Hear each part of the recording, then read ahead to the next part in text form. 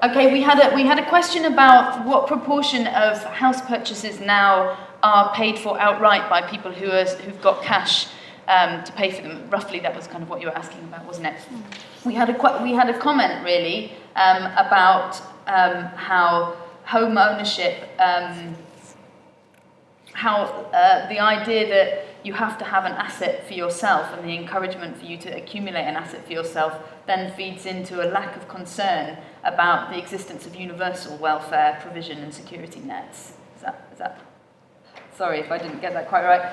And then we had a really interesting question about the idea of the universal basic income, which you could say is a type of unearned income. So how does that fit in, and can we defend that if we're attacking unearned income from housing?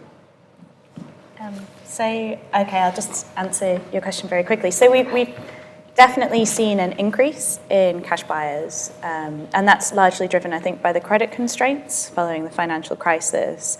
So people who kind of benefited from that big capital gain beforehand are buying new properties.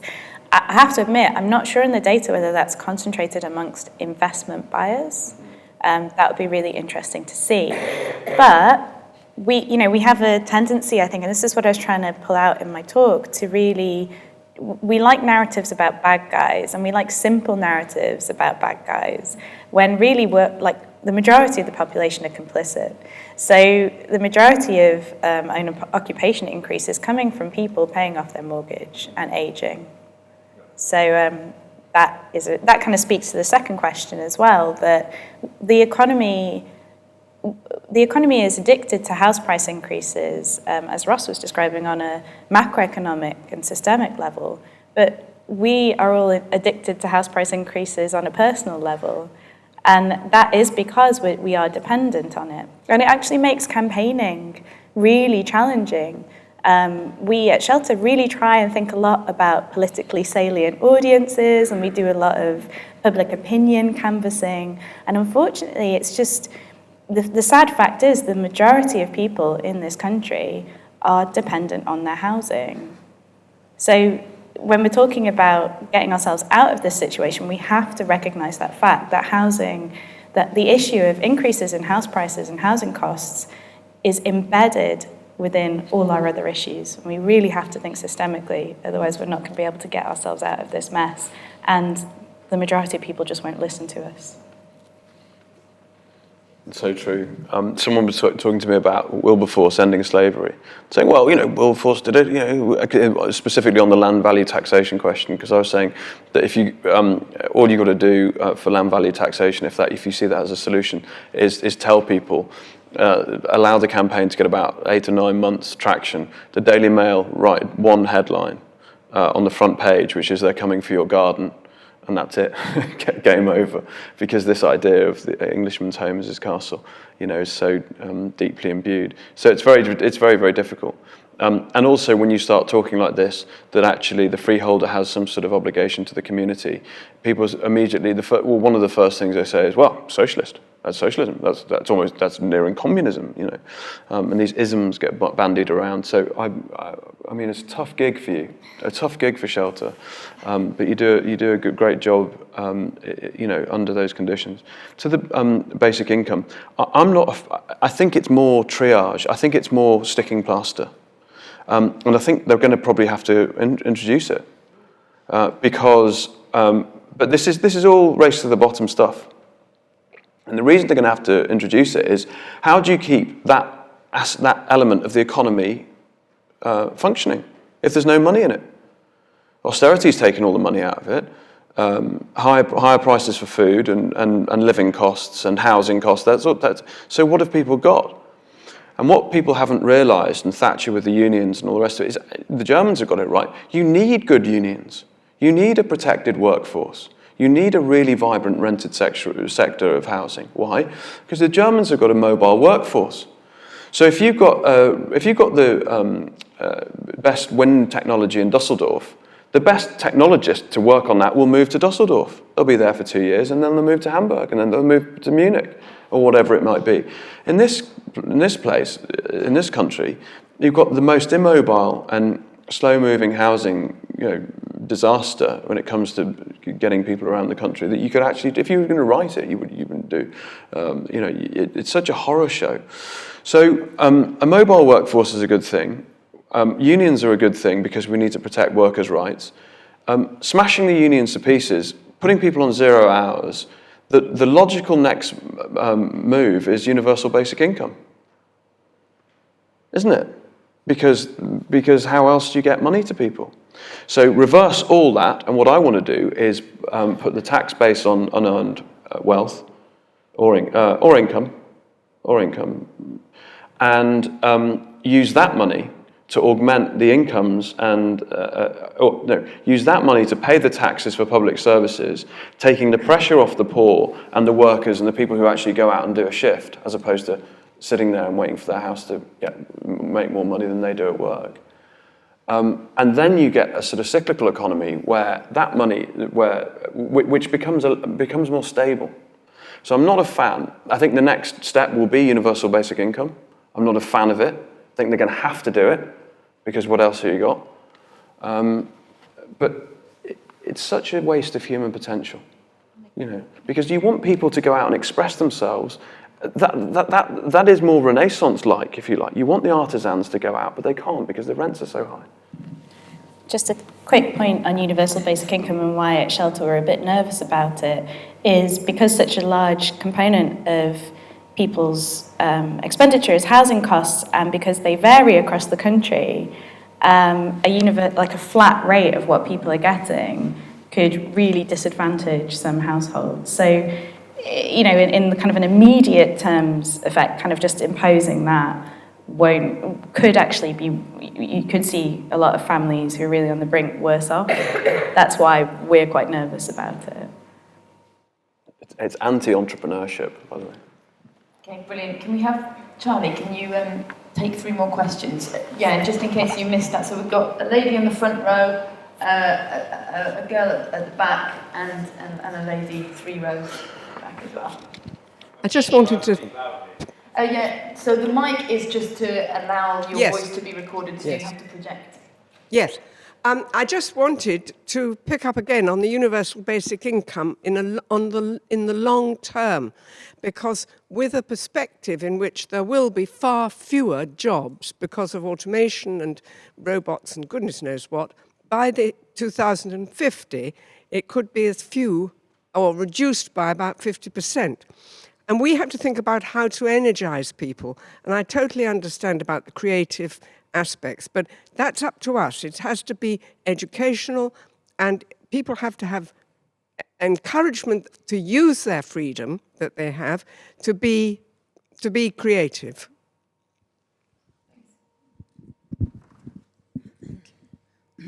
My question is for Russ. Call me stupid, but I thought we did pay into the community. I thought the point about council tax is that when you own a house, you have to pay into the community, to the local authority, to spend on the locality a sum of money every year that's related to how valuable a house you've got. Is that not how it works?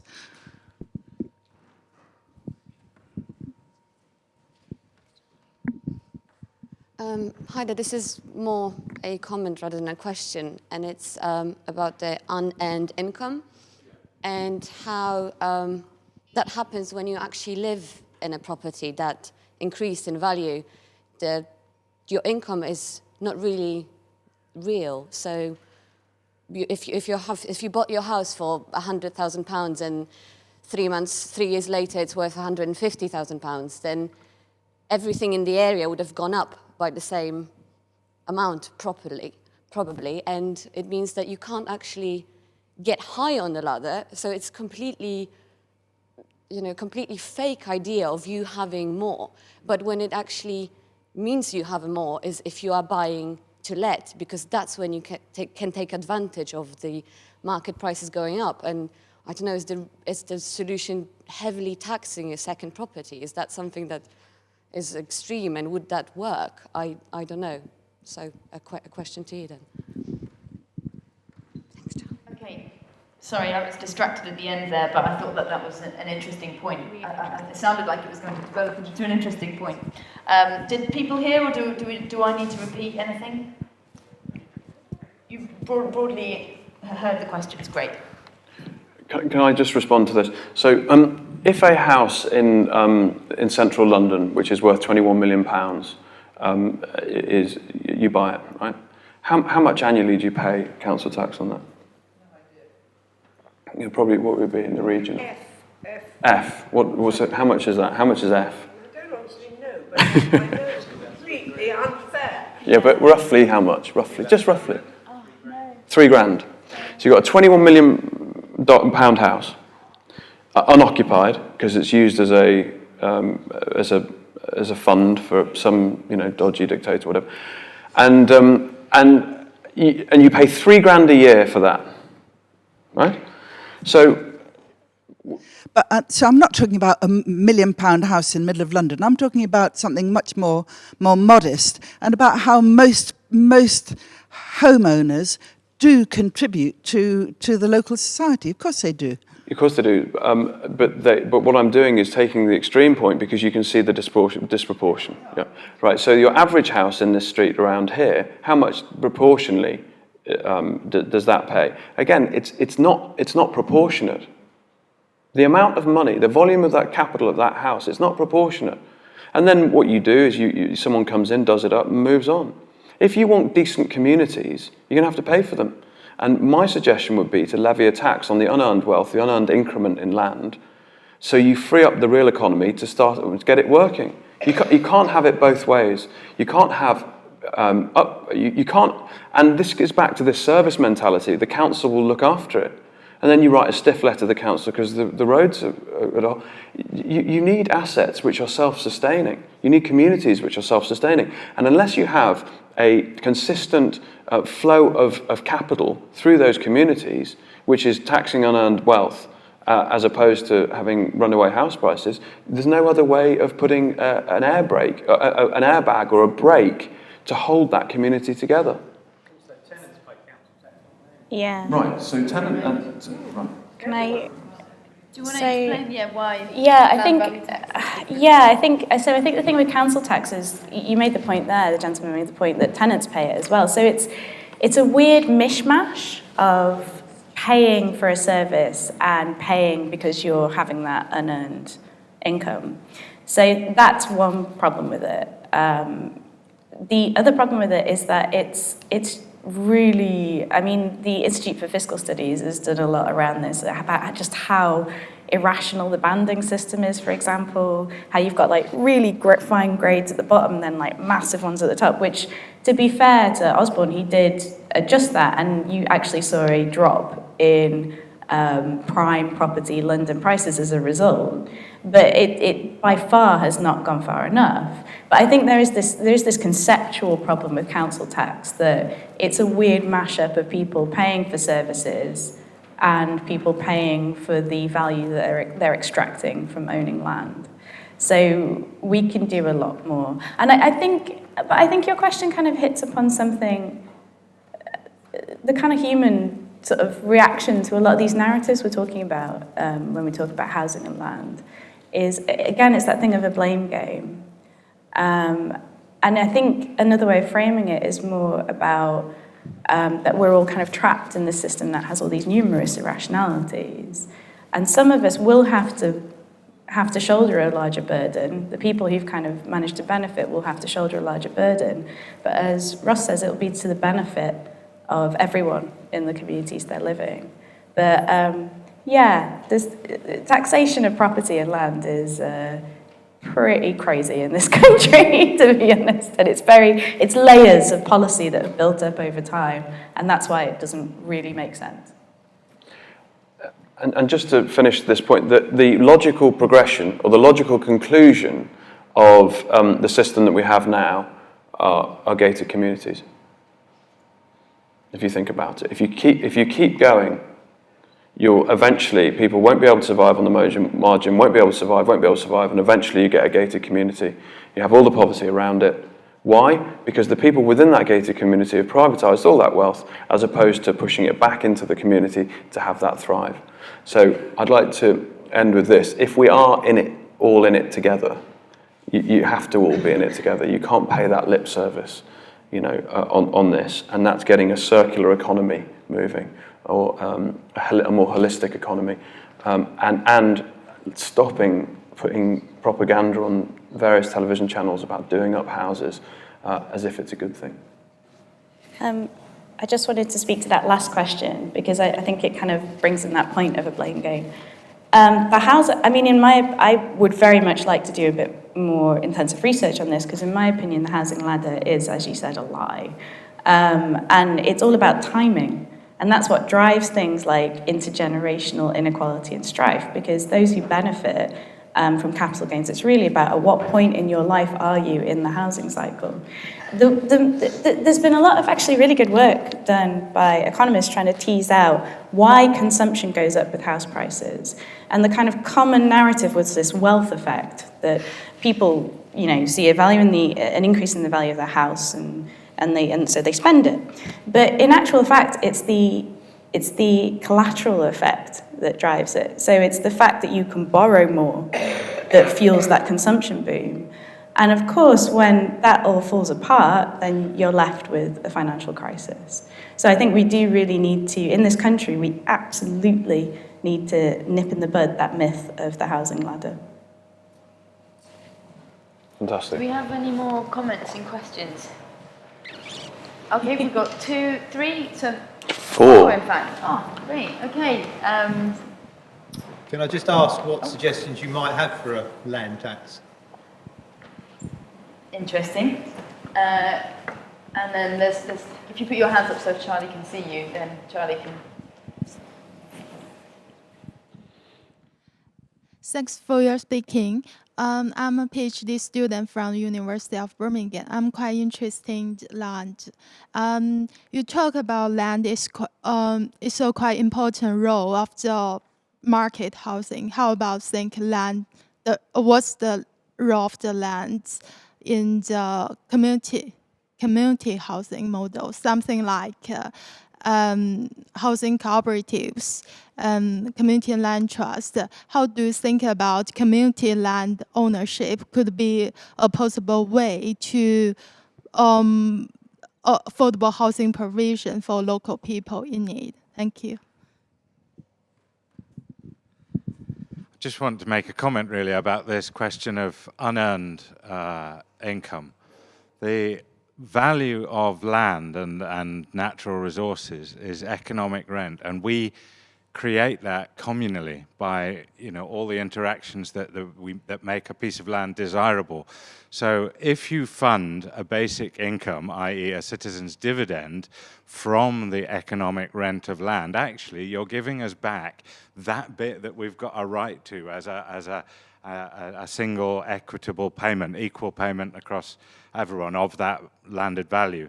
And just a quick shout out for Four Horsemen. I was quite surprised to see how few hands went up. I have a friend lives just along the road here, always describes himself as completely economically ignorant, has never done an economics lesson in his life. He said he watched it, discovered it, watched it 3 or 4 times before he understood it. He used to put it on his laptop, take it in the bath and read it. He said, watch it. And he said, one day I went into the bath thinking I was a socialist and came out thinking I was a free marketeer. With all due respect, most people in this room seem to be missing the urgency of the situation. It's all right talking about taxing unearned income. I've got no problem with that. As a lifelong trade unionist, my views haven't changed very much. I'm not talking about momentum. I'm talking more about the Housing Act. I'm talking more about getting out into the community and listening to people. 2 people spoke about the waste of human potential, right? It's potential we're talking about. We need to get to the communities, we need to listen to them, we need to understand what motivates them in their day-to-day lives, and then we have to enable them to act together to change the system. Thank you for all those comments. I was going to make a point that you made about funding the universal basic income potentially from the rents of common assets. Do you want to respond? Yeah, shall I start? Can I start, sir, by addressing your question? So, land value taxation. That's what. How would you do it? That's the hardest question in the world, right? Because it's so emotive. This is what I'd do. I'd go hard after Berkeley Homes, Barrett, Taylor Wimpey, all those guys, and all the land speculators, developers. I'd go hard after them, and I'd put a levy on brownfield sites, or to begin with, and then I'd extend that onto sites that people are land banking. Because I could go to those companies and say, show me your books. And I'd say to them, you're either going to be taxed on this or you get building. Because holding on to land, there's nothing more pernicious than when it comes to human potential and all the rest of it. You're holding the whole community back whilst profit or private debt goes up so you can then go in and cash in. So that's where I'd target it initially. I wouldn't go to the householder. And once we started seeing that virtuous circle of housing being built and them not hanging on to it because their share price would dip, then I'd make that the threat of a good example and push it out across the economy. And the point I'd also make is, remember Monopoly, the game, how many people have played it? How many people have played it where you finished and no one's crying? Right. So the Quaker woman who designed Monopoly designed it to show society what happens when land rent is privatized. The Parker brothers got hold of the game, thought this is absolutely plays beautifully to the base human nature. I can make so much money out of it. And guess what? We've been bred on Monopoly. So I challenge you, and rule 5 of Monopoly, go and look at it, I think it's 5. If the bank runs out of money, the bank can use anything in the house it deems as money and to keep the game going. There is no better snapshot into human nature or economy than the game Monopoly. And ironically, like Barclays, it was started by the Quakers and it's been absolutely trashed. I'd start with brownfield sites and developers, I'd put it there, that become a threat of a good example. I'd rebrand Monopoly, give everyone a free copy and say this is actually how we should do it. Brown, not green. Both. That's another discussion entirely, which I don't know if we have time for. I think what's interesting, just listening to you talk about taxation on brownfields and stuff, is that the government is moving in this direction. I think they recognise that the land market is screwed, for want of a better word. And we're finding we're kind of pushing on open doors a little bit in the conversations they're having when it comes to land transparency, figuring out who owns what, and also kind of potentially taxing the big guys, trying to get them to move. The government is so frustrated with the development industry. But I think I'd like to say something in defence of planning, in defence of kind of speaking to what the gentleman just said and what the lady was saying about community land trusts, which are essentially a way of directly gaining access to the land, of not just using other economic levers, essentially, because there's something about the planning system, if it was working well, if it was democratic, that could allow us to capture the value of land for the community in a much more direct way. If we could get a planning system that did, as the gentleman said at the end, go out, talk to local people, really know what they needed, really understand the types of housing that they wanted, understand the other land uses that they wanted, and if the value from those uses could be kept in some kind of vehicle for the benefit of the community, I think that would be a much more direct way of people understanding how to make decisions about how they use land and how they make decisions about where the benefits go. So I'd like to say something in defence of good planning, I think, and that is also a framework that we currently have and something that we can interact with as citizens. It's very complicated and it takes a lot of kind of educating yourself, but it is a system we have that could be interacted with and captured for the benefit of citizens. Do we have any more comments or questions? I think the plan for immediately after this is to have 5 pitches from 5 different people about breakout sessions that are going to happen after the break. So, I can see one hand. There's 2 here. A couple of people perhaps wanted to respond to the last point, which I think would be good, and then should we go straight into that next session? Great, go for it, Britt. Very quickly, I just wanted to add to your point, because I think we sometimes still have that, we still have that sort of separating ourselves, like the planners and the citizens. I think we have to start thinking about planners as citizens or citizens as planners. 100%. And you being a citizen and an expert, and you have to hold both ends. And I think if we're able to do that, we will be able to combine the systemic and the grassroots in a way that will help us learn, and that will also, I think the gentleman has left. Maybe are you still there? Hi. Yeah, because I think that will also address your question of skilling up while we're doing that, because we need to do that at the same time. So I think one of the conversations that's been had today is a lot about the kind of post-housing being in place taxation system and how land is part of that. And there is a whole conversation that I'm sure Danny Dorling will have later about the equality and how housing stock can be mobilised for better uses. But if there is any underlying assumption that there are more houses to be built at some point in the next 100 years, which is an arguable assumption, but if that's the case, that is an endeavour that has a high capital demand. It needs money to be mobilised, it needs money to be available. And you've both rightly raised concerns about mortgage markets, about banks, and about the method for acquiring, mobilising and distributing that capital. And I wondered if either of you had any policies or models that you can speak to as exemplars of how, when there is a need for housing stock to be generated, that capital has been available and mobilised in an appropriate methodology, given that you both clearly have reservations about current systems of mortgaging and such. Great question. Do people have... So I think one of the things that is dawning on the government is the nature of the type of capital that is being introduced into the housing market. So one of the things they're really keen on is so-called patient capital.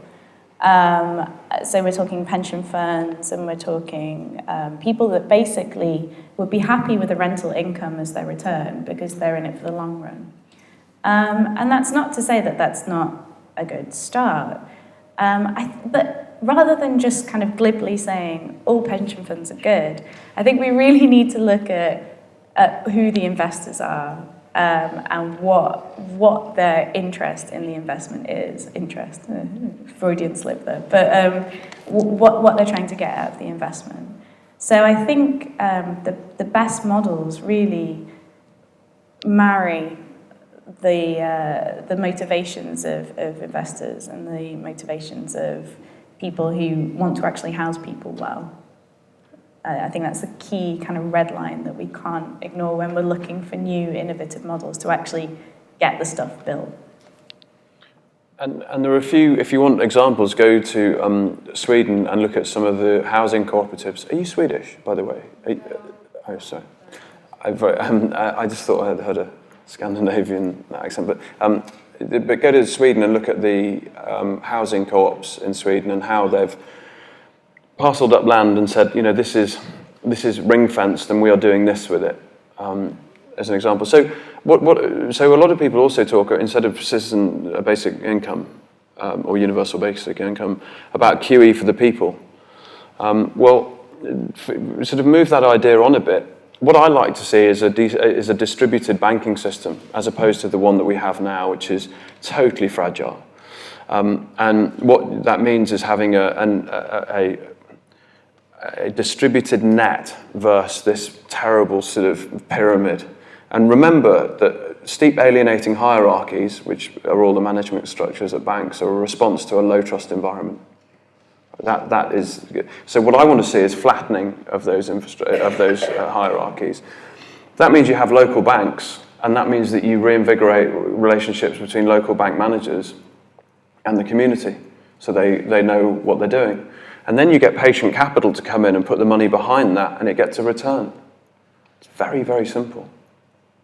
Very, very simple. They could also be municipally owned. They don't have to be privately owned. Mutual. They could be mutuals. I mean, we had building societies, remember? And you know, and the other thing that you could think about are cooperatives in this area. The problem with the cooperative movement, though, is that it's not very cooperative and it doesn't move very much. But I'm joking. But starting to think in these ways, and just one point on cooperatives on this point is that cooperatives find latent talent in that area, and this is a really key point. Top-down rollout from government will never work because people look and go, well, that's not around here, mate. We don't want that. So going back to the community, this gentleman is right, and finding the latent skills, the latent qualities and within those realms, and then servicing them with a financial structure, that gets really interesting. I'm going to mildly disagree with you, though, very quickly, because I think it comes back to that thing that we at Shelter call the mega graph. And I know you were kind of maybe potentially taking it, yes, housing is obviously not distributed in an optimal way. We've had the bedroom tax, and we obviously probably need something equivalent in the ownership market, which is where the idea of land value tax comes in, and where the idea of just tax on capital gains would be nice, to be honest. Nothing as radical as land value tax. But the simple fact is if we're talking about imminent homelessness rising in the next 5 years, we need the public sector. We need public sector building again. That is what got homes built for people on incomes that they can afford. You know, it's important to think about the long term. It's important to think about systemic change. But when people are crying out, when you've got those kids in those temporary accommodation, grotty rooms, and parents desperate and not knowing what to do, we absolutely need to do the thing that we know has worked. So, and then think about the future. Absolutely. Nice one, thanks Sarah, and I'm going to pass over to Andy who will let us know what happens next. Thank you both. Pleasure.